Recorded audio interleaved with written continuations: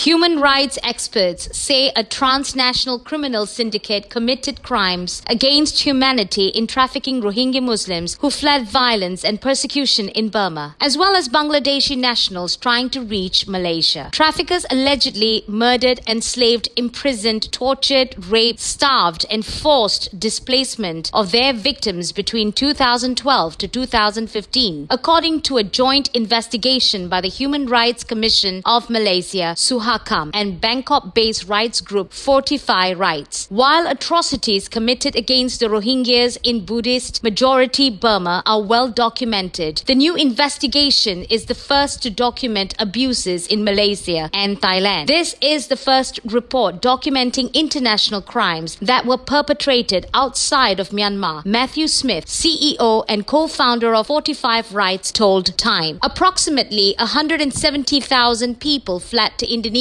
Malaysia, and Thailand by sea during the 3-year period between 2012 and 2015, following violence in Burma's Arakan state that left more than 100,000 Rohingyas internally displaced and confined to concentration camps. Heightened security since the unrest contributed to a state of apartheid that steadily eroded their living conditions. Many fled to seek a better life in Muslim-majority Malaysia. Often the refugees were deceived into boarding overcrowded boats lacking adequate food and water, then abused or worse once aboard, the report says. Once they reached their destinations in Malaysia or Thailand, many were enslaved and held for ransom, up to 2,000 to secure their release. Girls and women were systematically sold into domestic servitude or into forced marriages.